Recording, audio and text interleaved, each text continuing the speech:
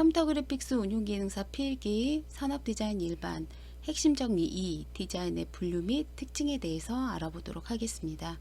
자, 산업 디자인의 분류에 대해서 알아보도록 할게요. 자, 분류는 크게 우리가 시각 디자인, 제품 디자인, 환경 디자인으로 분류를 할 수가 있겠습니다. 그리고 차원적 분류로는 평면이냐, 2차원, 그 다음에 입체냐, 3차원, 공간 4차원이냐로 나누어질 수가 있겠는데요. 한번 시각 디자인에 대해서 먼저 한번 보도록 할게요. 자, 시각 디자인이라고 하는 것은 인간에게 필요한 정보, 지식을 조형적인 요소를 활용해 시각적으로 의미를 전달하는 과정을 우리가 시각 디자인이라고 얘기를 한다라고 하는 거 기억하시고, 제품 디자인이라고 하는 것은 인간이 살아가는데 필요한 제품이나 도구를 만들어 가는 것이라고 하는 거죠.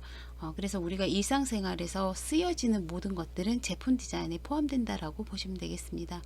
자, 환경 디자인이라고 하는 것은 인간이 생활하기에 좀 더 편안하고 행복할 수 있도록 하되 자연과의 조화를 좀 중요시 여겨서 공간을 만들어내는 디자인을 우리가 환경 디자인이라고 할 수가 있겠죠. 자, 이렇게 시각 디자인과 제품 디자인, 환경 디자인이라고 하는 거에 구분을 차원적 분류를 한다라고 했는데, 한번 이 표를 보고 설명을 하도록 하겠습니다. 차원적 분류로 나눠보게 되면은 이렇게 2차원적인 평면, 3차원적인 입체, 4차원적인 공간으로 나눠볼 수가 있겠습니다. 그리고 우리가 이제 시각 디자인, 제품 디자인, 환경 디자인 이렇게 이제 보시고 이 표로 분류를 하실 줄 아셔야 되는데요. 여기서 꼭 한 문제가 나옵니다. 그래서 우리가 시각 디자인의 분류가 아닌 것은, 또는 제품 디자인의 분류가 아닌 것은, 뭐 환경 디자인의 분류가 아닌 것은, 포함되지 않은 것은 이라고 해서 시험 문항이 나오니까요. 표를 좀 자세하게 한번 살펴보도록 하겠습니다. 시각 디자인에서 2차원적인 평면적인 디자인이라고 하는 것은 어떠한 것이 있을까라고 했을 때 이제 한번 보시게 되면은 그래픽 디자인이라던가 상업 디자인, 어떤 상업적인 목적, 이익을 목적으로 하는 그런 어떤 디자인들은 다 이 안에 포함이 될 수가 있겠죠. 그 다음에 이제 광고, 홍보를 목적으로 두는, 자, 그 다음에 출판을 목적으로 두는 편집 디자인, 자, 그 다음에 우리가 일러스트레이션이라고 하죠. 이런 그리는 그림들도 포함이 되게 되어 있습니다. 자, 그 다음에 타이포그라피, 레터링이라고 하는 게 있는데, 이 두 가지는 좀 이제 헷갈려 하지 마시고요. 밑에서 다시 설명을 드리겠지만, 타이포는 기존에 있는 활자를 가지고 우리가 좀 더 미적으로 그래픽화 시켜주는 작업이라고 보시면 되겠고요. 레터링이라고 하는 거는 기존의 활자가 아닌 직접 도안을 해서 만들어주는 어떤 글꼴 도안이라고 보시면 되겠죠. 자, 그 다음에 이제 심벌 디자인이라고 하는 거, CI라고 해서 우리가 기업의 로고, 마크라고 하는 거 들어보셨을 거세요. 그런 것들도 시각 디자인의 평면적 디자인에 포함이 된다. 자, 그리고 지도 및 통계 도표라고 되어 있는데, 자, 이런 것들은 우리가 이제 도형을 조합해서 이제 만들어주고, 정보를, 아니면 활자 정보를 이렇게 좀 더 수치화된 거, 이런 것들을 이렇게 통계 도표, 표로 만들어주거나 도식화 시켜주는 것들을 얘기를 해주는데요.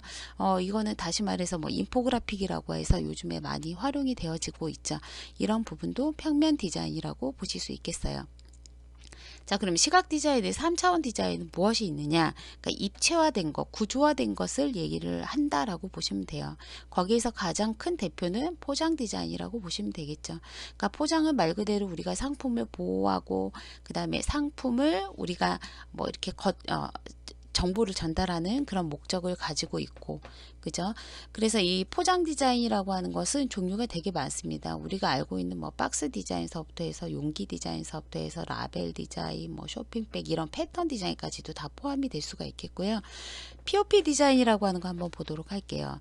POP 디자인이라고 하는 거는 포인트 오브 퍼체스라고 하는 걸로 구매 시점 광고를 얘기를 합니다. 그래서 이 구매하고자 하는 그런 어떤 상점이라든가 그런 장소에서 구매를 욕구를 높여주기 위해서 만들어지는 어떤 다양한 어떤 광고물이라고 보시면 되겠죠. 그런 디자인물을 POP 디자인이라고 한다. 자, 그 다음에 이제 4차원 디자인이라고 하는 걸 보게 되면은 이런 것들이 이제는 공간에 들어가 있는 거죠. 우리가 가상 공간이 될 수가 있겠고, 그래서 우리가 많이 보는 뭐 AR이라든가 아니면 VR이라든가 이런 것들도 이 안에 포함이 될 거고요. 그 다음에 영상 디자인이라든가 애니메이션 뭐 이런 것들이 이 4차원 공간 디자인 안에 포함이 되는 요소가 될 수가 있겠습니다.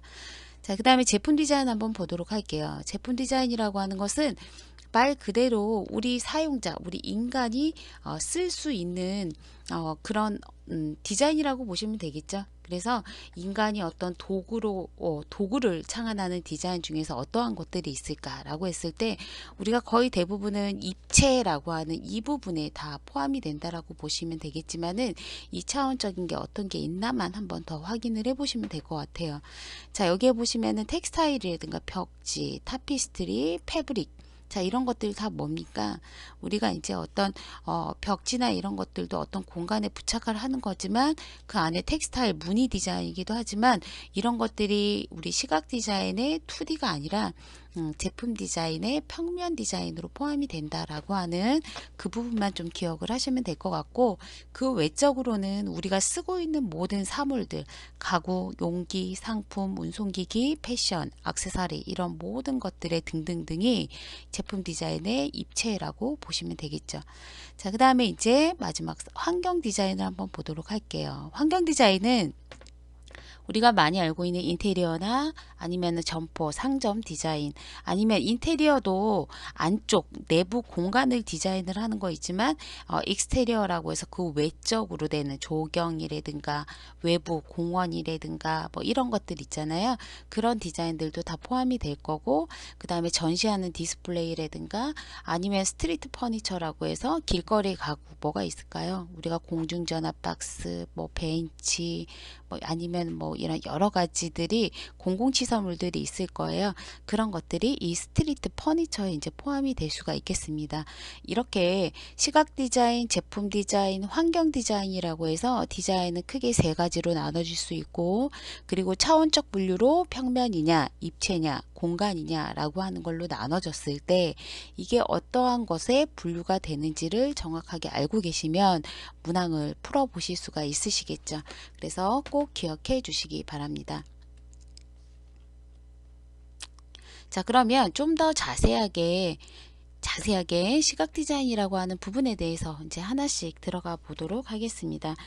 시각 디자인이라고 하는 건 우리가 커뮤니케이션 디자인이라고도 얘기를 하고요. 여기 그래픽 어원으로 나와 있는데 그래피코스라고 하는 곳에서 유래가 되었으며 글씨를 쓰다, 도식화하다라는 의미를 가지고 있다라고 되어 있죠. 특히 인쇄 기술에 대량 복제되는 평면의 디자인을 말하며 시각 디자인의 동의어로 쓰이고 있다라고 되어 있습니다. 자, 이 그래픽 디자인에는 우리가 포스터, 알고 있는 포스터 디자인이나 신문, 잡지 광고 디자인, 일러스트레이션, 지도, 통계, 아니면 직접 우송 광고, 다이렉트 메일 같은 이런 인쇄 매체로 제작하는 것들의 총칭을 얘기한다. 그래서 우리가 그래픽 디자인이다, 뭐 시각 디자인이다 유사하게 같이 쓰고 있다라고 하는 걸로 그렇게 기억을 해주시면 되겠어요. 자, 그 다음에 상업 디자인이라고 하는 걸 한번 보도록 할게요. 상업 디자인이라고 하는 거는 말 그대로 상업적 목적으로 이익을 목적으로 두고 있는 디자인을 말한다. 자, 그래서 우리가 어떤 상품이 만들어지거나 서비스가 만들어지거나 기업을 홍보하기 위해서 뭐 이런 것들이 다 뭐냐면 그 수단이 포장이나 아니면 뭐 디스플레이, 그죠? 신문, 잡지, 포스터, 라디오 아주 다양한 매체를 가지고 우리가 어떤 상업적 목적으로 홍보를 하고 있죠. 이런 것들이 이 뭐 커머셜 디자인 안에 이제 포함이 될 수가 있겠고요. 자, 그다음 이제 광고 디자인이라고 하는 걸 보면은 광고는 상품이나 서비스를 어떻게 해요? 소비자에게 전달하는데 중요한 거는 구매 의욕을 자극시키기 위한 디자인을 말해주는 거겠죠. 그래서 그 홍보하기 위한 수단으로는 역시 신문, 잡지, 라디오.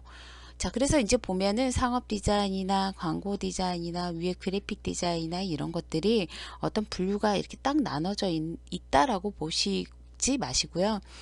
디자인은 거의 대부분이 상업적 목적을 띠고 있고 그 다음에 소비자의 구매 이욕을 자극하기 위해서 만들어지는 것이다 보니 이렇게 우리가 뭐 분류는 하지만은 이거를 통틀어서 총칭해서 얘기할 수도 있다, 이렇게 이제 보시면 될 수 있겠고, 그 대신 이제 그 밑에 편집 디자인이라고 하는 걸 보시게 되면은 에디토리얼 디자인이라고 되어 있죠.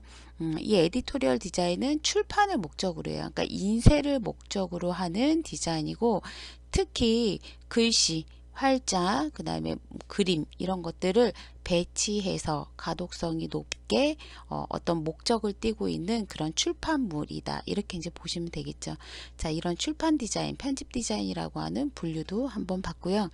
그럼 일러스트레이션이라고 하는 거는 아까 위에서 간단하게 말씀을 드렸지만은, 자, 일러스트레이션은 말 그대로 글이다, 그죠? 회화를 말하지만은 좁은 의미로는 이런 여러 가지 우리가 좀 더 거시적으로 본다면 뭐 도표, 도형, 문자 이런 것들을 시각화한 것도 일러스트레이션에 포함이 된다라고 보시면 되겠죠.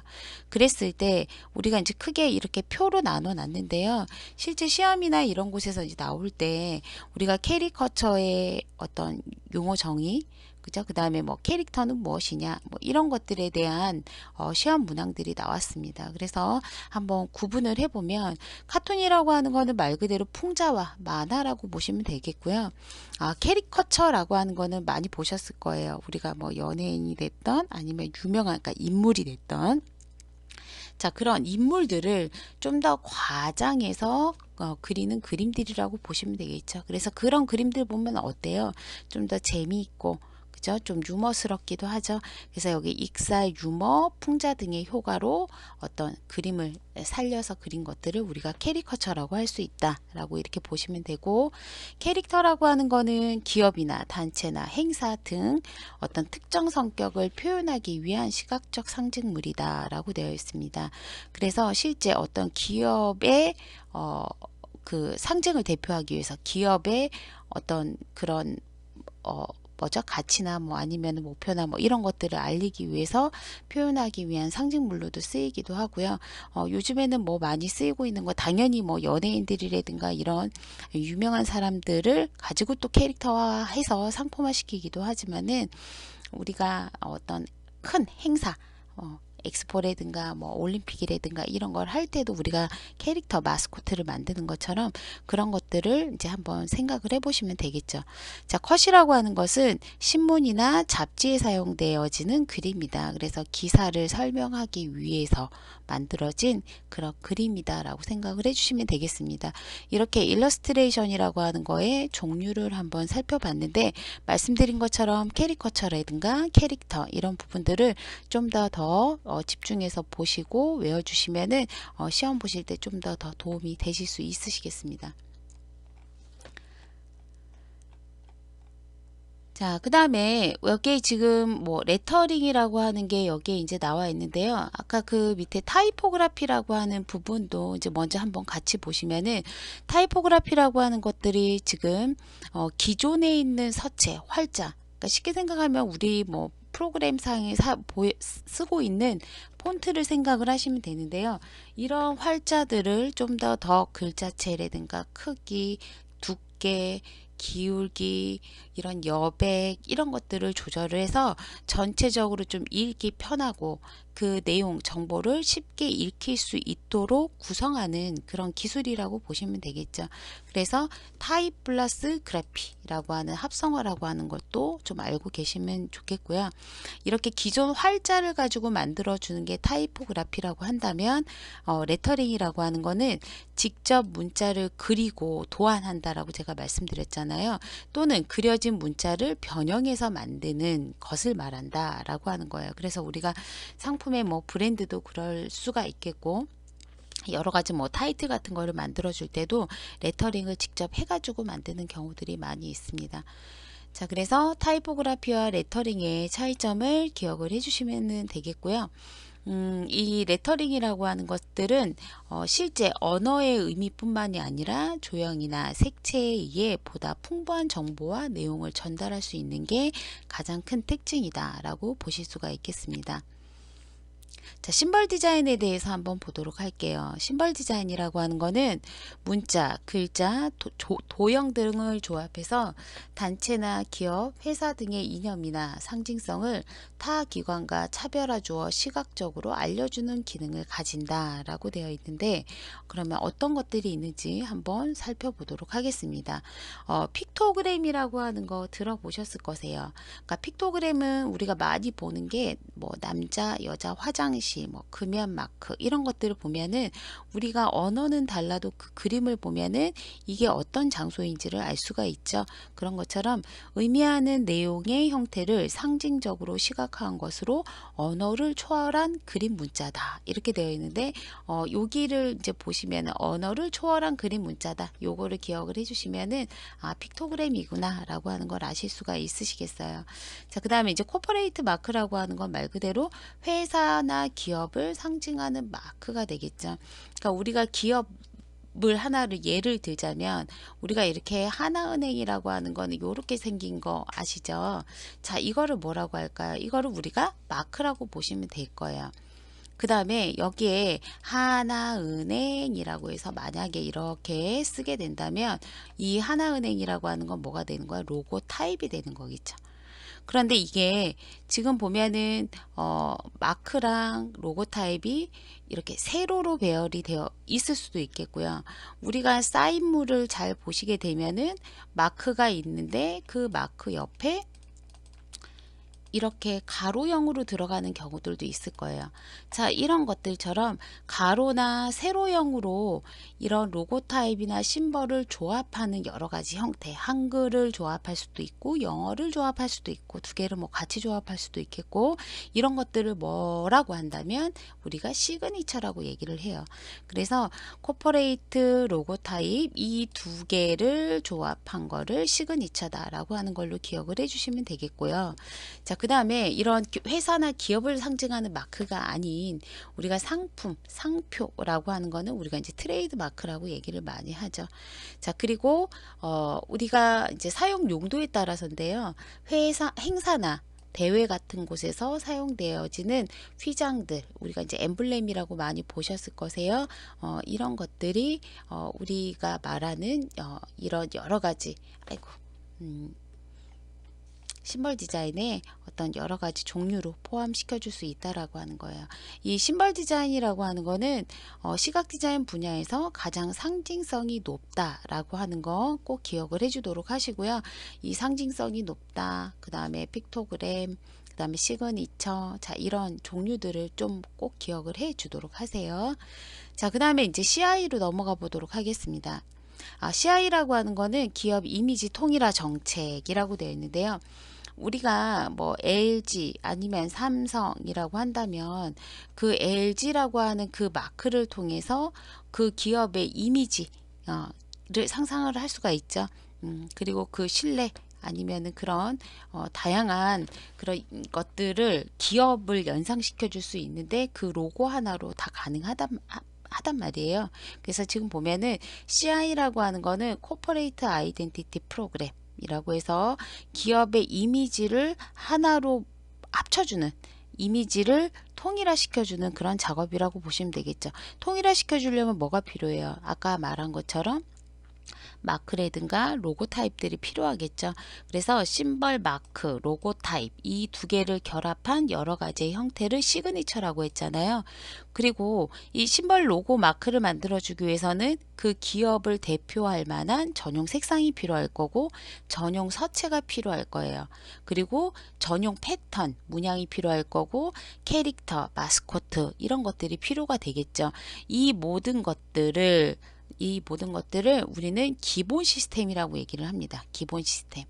그래서 기본 시스템의 요소가 아닌 것은, 또는 기본 시스템의 요소로 포함되어 있는 것은 이라고 해서 시험 문제가 나올 수 있겠고요.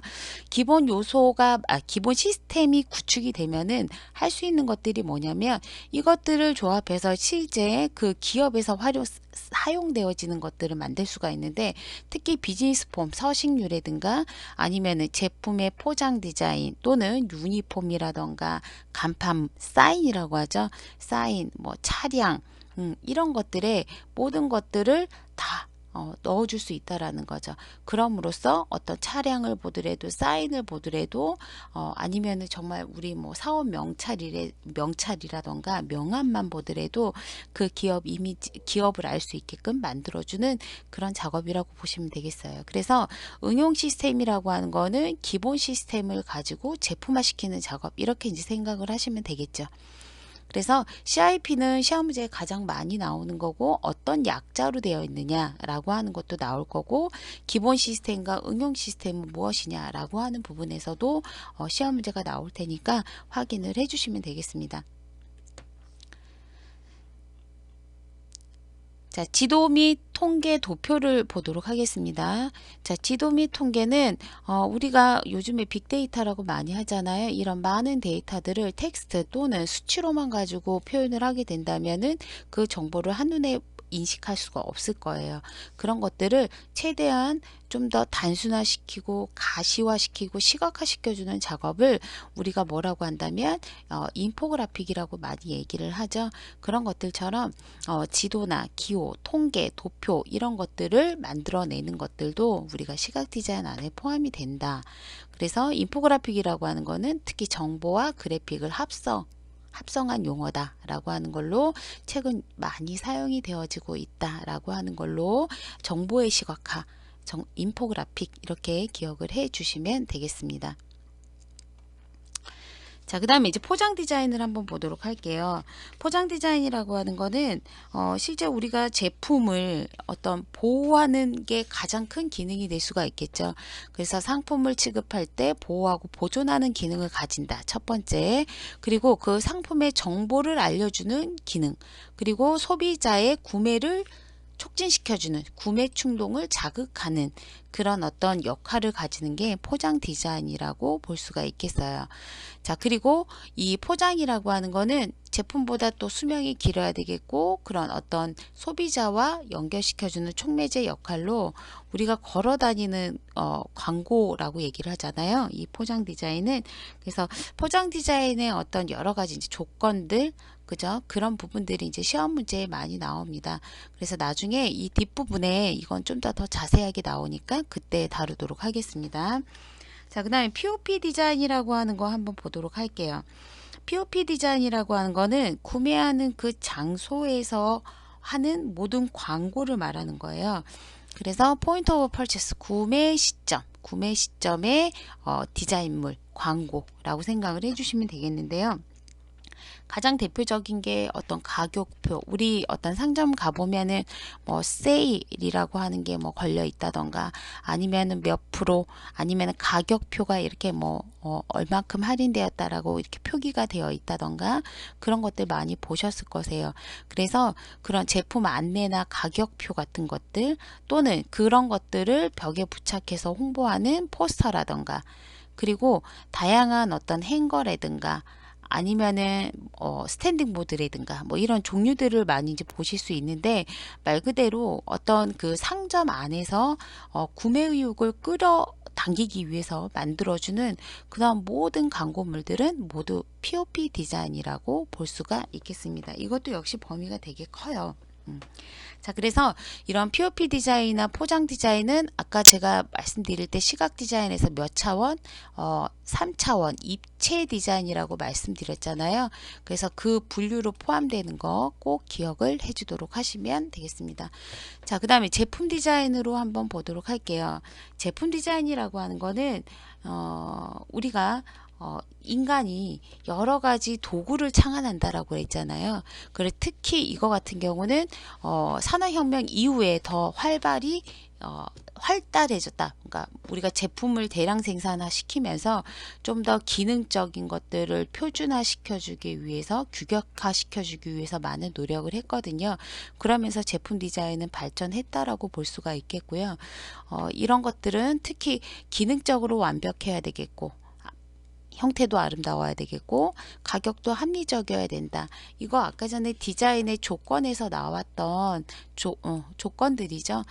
그래서 특히 디자인의 목표라고 하는 것들은 인간이 생활하는 데 있어서 질적 향상을 도모하는 것이 목표다라고 했는데 이 부분이 또 여기서 강조돼서 나오고 있습니다. 그리고 제품 디자인은 거의 대부분이 어떻다라고 했어요. 패턴 디자인을 제외한 나머지 것들은 다 3차원 디자인에 포함이 된다. 그래서 공업, 용기, 가구, 패션 디자인 등이 주를 이루고 있다라고 하는 내용이 나오죠. 자, 이 부분을 한번 확인해 보도록 하시고요. 자, 나머지는 환경 디자인 한번 보도록 하겠습니다. 마지막으로 자, 환경 디자인이라고 하는 것은 우리 사람이 인간이 환경에서 좀 더 바람직하게 좀 더 안전하게 이렇게 구축하기 위한 그런 공간 조성이라고 생각을 하시면 되겠죠. 자, 그래서 주변 환경과의 질서, 통합, 조화를 이루어야 하며 쾌적하고 윤택한 환경 조성에 목적을 두고 있다라고 되어 있습니다. 그래서 거의 대부분이 3차원 또는 공간인 4차원을 주를 이루고 있고요. 실내 디자인, 옥외 디자인, 디스플레이, 스트리트 퍼니처, 도시, 조경 디자인, 정원, 그린 디자인 이러한 것들이 환경 디자인 안에 포함이 되어 있겠죠. 이때 환경 디자인에서는 좀 중요하게 보셔야 되는 게 환경 디자인은 주변 환경을 해치지 않은 상태에서 조화를 이루어야 된다라고 하는 거 꼭 기억하시고 우리가 환경 디자인에 대한 종류를 이제 보시면 되겠습니다. 자, 여기까지가 이 디자인의 어떤 여러 가지의 분류에 대해서 설명을 해 드렸고요. 특히 우리가 이 시각 디자인 부분에서 더 많은 시험 문제가 많이 나오니까요. 그 부분을 확인을 하시고 시험 문제를 풀어보시면 많은 도움이 되실 겁니다. 여기까지 디자인의 분류 및 특징에 대해서 알아보았습니다. 자, 그러면 다음 회차에서 뵙도록 하겠습니다.